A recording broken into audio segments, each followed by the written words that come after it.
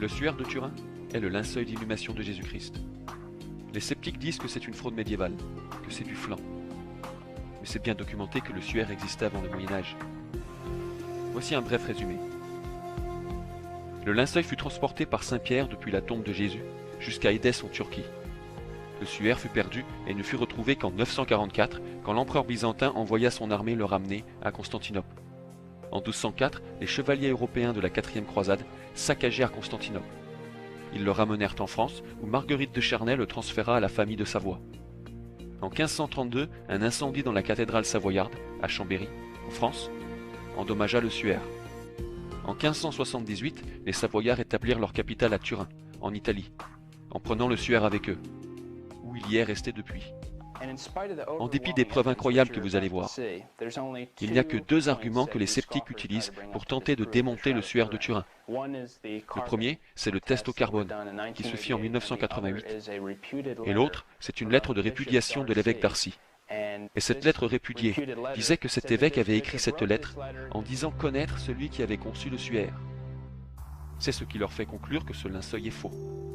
Mais ça ne prouve rien du tout. En fait, cette lettre de répudiation de l'évêque d'Arcy n'a jamais été prouvée authentique. Aucune de ces lettres n'a été signée ni datée. Il n'y a pas de preuve que le pape l'ait lue ou qu'elle lui fut même donnée. Le pape Clément VII autorisa que le linceul soit exposé au public durant cette époque. Il n'y a pas de preuve que ce soit l'écriture de l'évêque soupçonné. C'est simplement estimé être de 1389. L'artiste, ou le faussaire, n'est pas nommé, et il n'y a la transcription d'aucune enquête officielle. La première photographie du suaire avait été prise par Segundo Pia en 1898. Et celui-ci fut choqué, après l'avoir prise, de voir que le négatif était une image positive. Barry Schwartz, un juif, un photographe documentant le linceul, a dit, citation, « Assumant que le suaire fut construit au XIVe siècle, cela signifierait que quelqu'un aurait dû concevoir la photographie environ 650 années avant qu'elle ne soit inventée. Je ne le crois pas. » Fin de citation. Certaines marques de flagellation sur le linceul apparaissent seulement sous ultraviolet, ce qui veut dire que le faussaire aurait dû peindre les marques en les rendant invisibles à l'œil nu pour qu'ils soient discernés sous ultraviolet, avant que cet équipement ne soit inventé quelques 650 années plus tard. C'est impossible. Il n'y a pas la présence de pigments de peinture sur le suaire, ni de résidus de pinceau. Les images sur le suaire sont sans direction, donc elles n'auraient pas pu être peintes. En tout cas pas par main humaine. Kevin Morand, un ingénieur optique, a dit, citation, « L'image du suaire est faite de petites fibres de la taille d'1 dixième de cheveux humains. Les éléments de la peinture sont en fait distribués aléatoirement, comme des points dans votre photographie de journal ou la photo d'un magazine. Pour être en mesure de faire cela, il faut une précision atomique incroyable, faite au laser. Cette technologie n'existe pas. » Fin de citation. D'ailleurs, si quelqu'un avait peint le suaire, il aurait dû avoir un pinceau de 6 mètres, car les images ne sont pas discernables quand regardées de plus près. Ils ont aussi retrouvé du sang sur le suaire de Turin. Selon le physicien médical, le docteur Heller, et le spécialiste sanguin, le docteur Adler, ils ont non seulement trouvé du sang sur les marques du suaire, mais c'est du sang hautement chargé en bilirubine, un pigment biliaire qui n'apparaît que si l'homme mort a été sévèrement et traumatiquement battu. Le pathologiste Pierre Ballon est parvenu à la même conclusion. Il a lui aussi découvert que le sang présent sur le suaire était humain et de type AB. 13 tests ont confirmé qu'il y avait du sang sur le linceul. L'image du linceul est négative, mais les marques de sang sont positives. Les traces de sang sont restées rouges. Et pourquoi elles n'ont pas noirci avec le temps et l'oxydation reste inexplicable. Derrière les pieds du suaire, il y a le sang original quand l'homme était en vie. Ensuite, quand il a été mis dans la tombe, il y a eu à nouveau du sang. Donc 2 écoulements sanguins. C'est impossible de fausser ça. Aussi, les experts avaient été choqués de voir la façon dont les preuves sanguines avaient été transférées jusqu'au suaire. Ça s'est fait parfaitement, sans la moindre erreur. Humainement parlant, c'est impossible.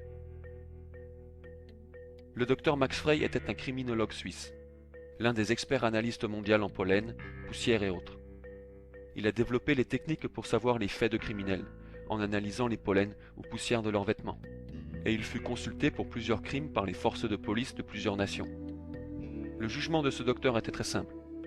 Si le suaire avait été faussé dans la France du XIVe siècle, alors il ne devait y avoir que du pollen italien ou français sur le suaire. mais les éléments de son analyse ont décelé près de 58 pollens spécifiques, et seulement 17 d'entre eux proviennent d'Europe. Le reste provient de Palestine ou du sud de la Turquie, d'Édesse ou de Constantinople. Ça signifie que le linceul devait se trouver en ces lieux à un moment dans l'histoire. 13 des pollens proviennent exclusivement de Palestine et poussent en Israël aujourd'hui. Le professeur Ress a découvert dans le linceul des morceaux de coton microscopiques. Et pas seulement du coton plein, mais du coton comprenant quelques torsions au centimètre. Nous devons réaliser que le coton a un différent nombre de torsions au centimètre, dépendant de son pays d'origine. Et le coton qui pousse dans la partie occidentale du monde a 20 à 25 torsions par centimètre, tandis que le coton qui pousse au Moyen-Orient a 8 à 10 torsions. Et le coton trouvé dans le suaire fait 8 torsions au centimètre. Donc ça correspond exactement au coton trouvé au Moyen-Orient. De plus, le coton ne poussait pas couramment en Europe à l'époque, 1260-1390, qui pour certains est la date de sa fabrication. Ils ont découvert sur le suaire des images de fleurs vraiment pointues, très précises, plusieurs centaines de celles-là. 28 fleurs spécifiques ont été trouvées, avec un grand niveau de précision. Toutes ces fleurs, et c'est important, poussent à Jérusalem, ou dans une circonférence de 20 km autour de Jérusalem. Donc quoi qui ait pu permettre ces images dans le suaire devait avoir un champ d'énergie élevé produisant les images de chaque objet présent dans le suaire à ce moment-là. Voilà pourquoi on a une image très précise de ces fleurs. Ils ont aussi trouvé de la saleté sur les empreintes de pieds du suaire. Cette terre provient de Jérusalem ou de Damas, mais nulle part ailleurs. Ils ont découvert des informations en 3 dimensions sur le suaire de Turin.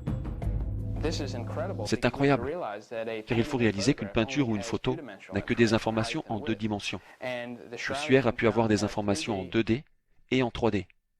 Celles-ci ont été placées dans une machine appelée le VP8 Analyzer.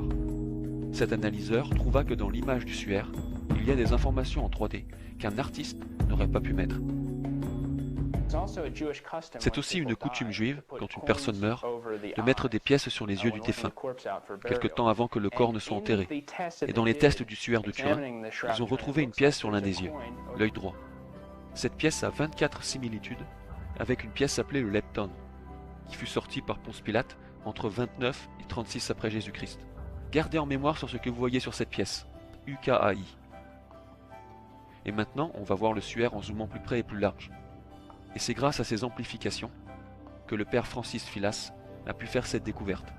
Vous pouvez voir le symbole avec les lettres UCAI. Le père Filas avait été choqué en découvrant ça, mais il se demanda pourquoi il y avait un C à la place du K. En 1981, au musée britannique, il avait découvert 2 pièces qui avaient un C au lieu du K. Donc cette information que l'on voit démonte tout acte faussaire. Le père Filas a dit, citation, « Même l'imagination la plus sauvage ne peut justifier aucune affirmation que les petites lettres de 0,79 mm de haut puissent avoir été imprimées sur le suaire. » Fin de citation. D'autres faits prouvent l'authenticité du suaire. Les tresses sur le côté du visage sont une coutume juive. Le corps du suaire n'est pas droit. L'abdomen apparaît comme enflé, montrant que la cause de la mort était la suffocation. Les jambes du suaire ne sont pas cassées, mais quand les Romains crucifiaient leurs victimes, ils cassaient les jambes des crucifiés.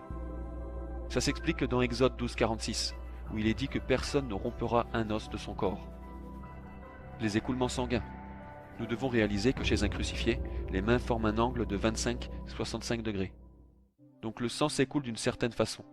Et c'est exactement ce que fait le sang qui s'écoule sur le suaire, montrant par là qu'il vient d'un homme crucifié. Ces images causèrent au docteur Pierre Barbet, chirurgien-chef de l'hôpital Saint-Joseph de Paris, de dire, citation, « Si c'est l'œuvre d'un faussaire, alors le faussaire aurait dû être un anatomiste entraîné, car il n'y a pas une seule bavure. » Fin de citation. De plus, quand un clou perce le nerf médian du poignet, le pouce se place automatiquement contre la paume. Tout ça, c'est voyant sur le linceul. Cela ne démente pas la prophétie, ils perceront mes mains et mes pieds, mais aucun de mes os ne seront cassés.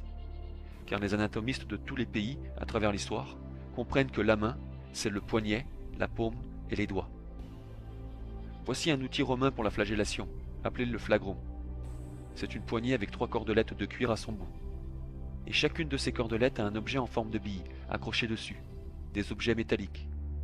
C'était un moyen pour les Romains de punir un individu en battant son corps par ses cornes. Et quand vous regardez l'objet du bout, à la fin du flagrum, il coïncide parfaitement avec les blessures du suaire. Un auteur a écrit qu'il y a 120 blessures de flagellation sur le suaire de Turin. Et les lois juives limitaient le nombre de fouets à 40. 40 fois 3, ça fait 120. Les blessures sur le côté du suaire font 2 cm sur 1 cm, ce qui correspond exactement à la taille du bout de la lance romaine, appelée aussi lance de Longin ou lance de la destinée. Elle est gardée dans la trésorerie des Habsbourg, à Vienne, en Autriche. La légende dit que c'est bien la lance qui perça le côté de Jésus, et qu'elle appartenait à Longin, un soldat romain assigné par Ponce Pilate à la tâche de transpercer les côtés. Ce qui est intéressant, c'est qu'Hitler croyait en cette légende, et qu'à l'âge de 19 ans, il avait visité la trésorerie des Habsbourg. C'est après avoir envahi l'Autriche au début de la Seconde Guerre mondiale qu'il s'empara de la lance, car il croyait qu'il en avait besoin pour conquérir le monde. Mais continuons sur l'anatomie du suaire. Les fesses sont absentes de rigidité cadavérique, et les scientifiques ont dit que celui qui est dans ce suaire n'était mort que depuis 40 heures. Un pathologiste du comté de Los Angeles, le docteur Bucklin, a dit, citation, « Les preuves d'un homme flagellé, ayant été crucifié et mort de suffocation, sont très claires. Les marques sur ce corps sont si claires et si médicalement précises qu'elles sont, selon mon opinion, au-delà de tout débat. » Fin de citation. Et l'autre question, la voici. Pourquoi garder une telle relique? Eh bien parce que c'est réellement le véritable suaire de Jésus-Christ.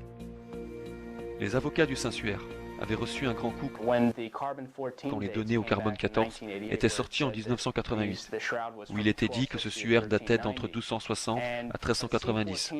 Mais le carbone 14 est loin d'être une science exacte. En effet, les mollusques fraîchement tués sont perçus comme morts il y a 3000 ans. Et l'évolutionniste William Stanfeld a dit, citation, « Il n'y a absolument aucune horloge radiologique fiable à long terme. » Fin de citation.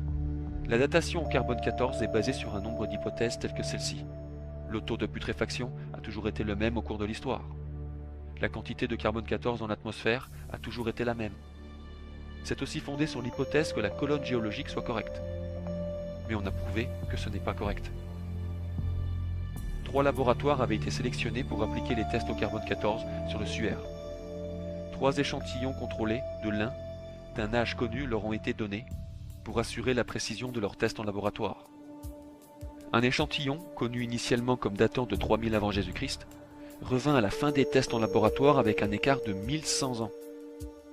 Les testeurs ont défendu ces erreurs comme étant dues à la contamination des échantillons. Mais après avoir refait les tests, l'échantillon était toujours de 1100 années d'écart. Donc il y a trop de variables pouvant affecter les résultats. En plus, les testeurs d'échantillons, ainsi que leur laboratoire, ont violé 14 protocoles scientifiques, établis pour assurer la précision du test. D'autre part, ces laboratoires conduisaient les examens en se consultant les uns les autres. Le secrétaire d'État Casaroli, dont la rumeur dit qu'il est franc-maçon, donna la supervision des tests au carbone 14 au directeur de recherche du British Museum, le Dr Michael Tite. Donc il est étrange que le Dr Casaroli ait donné la supervision du réputé suaire d'inhumation de Jésus-Christ à ses ennemis déclarés. Ce qui est intéressant, c'est que le Dr Tite a écrit une lettre au directeur du laboratoire de radiocarbone de l'Université de Lyon, le Dr Jacques Evin. Il lui a demandé de trouver un linceul similaire à celui du Saint-Suaire dans tous ses détails. Evin chercha et trouva un linceul très similaire au suaire de Turin, conçu à la fin du XIVe siècle. Le Dr Tite nia avoir écrit cette lettre jusqu'à ce que sa lettre avait été publiée. Donc ce qui s'est passé, c'est que quand ils ont fait ces tests, ils ont découpé des bouts du suaire de Turin, et tout ça se faisait avant qu'il y ait des caméras vidéo, le 21 avril 1988. Les 3 hommes impliqués étaient le Dr Tite du laboratoire du British Museum, le cardinal Ballestero, qui au fait, avant les tests au carbone 14, niait déjà l'authenticité du suaire, et le professeur Gonella, conseiller scientifique de l'archevêque. Ces personnes ont découpé des morceaux du Saint-Suaire et se sont rendus dans des pièces séparées où les caméras vidéo n'étaient pas autorisées. Ce qu'ont fait ces 3 hommes n'a jamais été discuté entre eux. Il apparaît néanmoins évident qu'il y a eu substitution des linceuls. Et la taille du linceul que les laboratoires avaient testé, les 3 laboratoires où le morceau du linceul avait été envoyé, n'est pas la même que celui qui avait été découpé sur le Saint-Suaire. Et pour quelques raisons, 2 laboratoires ont reçu 2 échantillons du linceul. D'abord, tout le monde le niait, pour ensuite l'admettre plus tard. En fait, on ne peut pas obtenir ces échantillons, car après que les données sont obtenues au carbone 14, les échantillons sont détruits. Le testeur en chef à Zurich, le docteur Wolify, déclarait publiquement, même avant ces tests, qu'il pensait que ce suaire était un faux. Donc toutes ces personnes impliquées, ou la plupart, semblaient de toute façon ne pas croire au suaire. Donc ils avaient un plan défini pour faire en sorte que le suaire soit un faux. C'est ça qu'ils cherchaient. Et quand ces supposés résultats sortaient des 3 laboratoires disant que c'était entre 1260 et 1390, le professeur Hall et le docteur Tite ont fait leur propre conférence de presse et ont écrit en très gros sur un tableau les supposés résultats, ponctués d'un point d'exclamation. Le Daily Telegraph de Londres, du 26 mars 1989, disait les motifs principaux. Il rapportait que le vendredi saint du 25 mars 1989, 45 hommes d'affaires et amis riches proposèrent au professeur Hall d'Oxford 1 million de livres pour ses services, pour avoir déterminé que le suaire de Turin était une fraude médiévale. Hall disait vouloir utiliser les fonds pour créer une nouvelle chaire de sciences archéologiques à Oxford, pour être avec le docteur Tite. Fin de citation. Donc le docteur Hall avait assisté le docteur Tite dans le crime en lui fournissant une chaire à Oxford, en récompense d'avoir menti au monde sur la plus grande relique de tous les temps. Mais d'abord, si le suaire est reproductible, pourquoi personne ne l'a encore reproduit? C'est parce que personne ne le peut. Les sceptiques ne peuvent pas le reproduire. Le suaire montre très clairement que Jésus-Christ a vécu, que Jésus-Christ est mort, que Jésus-Christ a ressuscité. Merci d'avoir regardé cette vidéo, j'espère qu'elle vous aura plu. Abonnez-vous à mes pages Facebook et Instagram pour suivre toute l'actualité et à ma chaîne YouTube Les Oracles de Pity TV si ça n'est pas déjà fait. À bientôt!